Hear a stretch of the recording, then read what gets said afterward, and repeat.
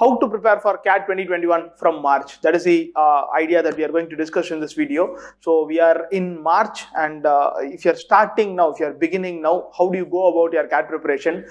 We are going to give you enough details in terms of kind of month-wise plan of what do you start with, how do you proceed, what happens, when do you start taking marks, when do you start taking a lot of marks, when do you start your VARC, when do you stop your learning bits. All of that we'll discuss in detail. So if you're starting your preparation or you've been thinking for a while about CAT preparation, this is the right time to start. And do check us. We have a fabulous discount of 5,000 on our course. So if you're starting from March, pick it up. As ever, you can sample about 40 hours of classes for free. So sign up as a trial user. The link is available in the description. Please check that out as well. Right. Now we'll go ahead and see what is the plan that you should be thinking of if you are preparing from March. So if you're starting from March, first you begin with arithmetic. Arithmetic is everything. Forget about VARC, forget about DALR, forget about everything else. Arithmetic is your go-to thing, right? Once your arithmetic base is set, then everything else can fall in place, will fall in place. But arithmetic is the holy grail if you are beginning your CAT preparation. So start off with arithmetic. And also do reading, read a lot, and do basic puzzles like 2048, Red, Yellow. These are all Android games that are available. Or if you're keen on chess, play chess. Make sure you have your wits with you. Make sure you are constantly keeping yourself occupied and thinking about how do I decipher this, how do I go about this. Sudoku is a fantastic example of that. You keep solving Sudoku, in your DLR puzzles, numbers will pop up. You'll start seeing that, hey, this is that constraint that I'm worried about. I will go ahead and solve this constraint and everything else will fall in place.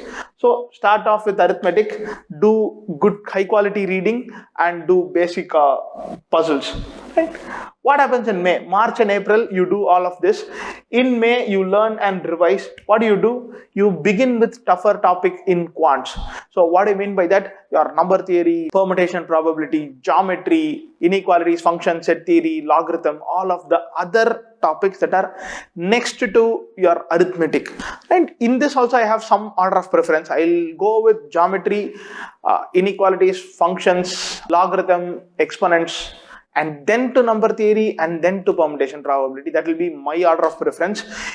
It is also the order of preference where, based on the number of questions that are being tested in this exam, and how do you go about covering more ground in less amount of time.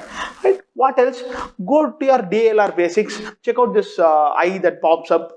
There's going to be a video that tells you how to start your DLR preparation. It will start off with what your basics are. There are lots of template based questions, which is your circular arrangement, family tree, grid puzzle, all of that. So do a lot of that, and then go ahead. You should think about solving actual CAT level puzzles, but this is your starting point. So solve your basics, know your basics. Though CAT does not actually test you questions on that level, you should prepare and have your basics in place. Right? Keep reading. There's nothing fancy even in May for your VARC section. Continue reading, continue doing whatever you are doing so far. So now we are in June, July, become more intense. What do I mean by that? You should have taken at least 2 marks by that. So probably begin your marks in May and take at least 2 marks by then. Don't make this mistake of waiting until August to take your first mark. If you are worried about, hey, if I have not finished my syllabus, how do I start taking my mark? I can tell you, you will never finish your syllabus, or you'll keep waiting for the day where your syllabus is over. That day is never going to come. So please remember this. Don't worry about waiting for your syllabus, but worry about, do I take my mark and what value do I take out of it? Right? It is important. Keep completing topics in math. CAT level DLR is something that you should be adding on in June, July, and also start your reading comprehension, verbal ability type questions, your sentence rearrangement, pick the odd sentence, all of that. Start solving questions in addition to reading at least for an hour every day. So do all of this. Then comes your September, you hustle like mad. Your exam is fast approaching. What you should be doing is cut down other things, other distractions, get out of social media. If you feel like you're spending 3 hours, 4 hours every week in YouTube and about 15 hours on WhatsApp, high time that you say, hey, I'm going to put something that stops me from using my WhatsApp for 15 hours and stops me from using YouTube for 15 hours. So do that. Go that extra mile.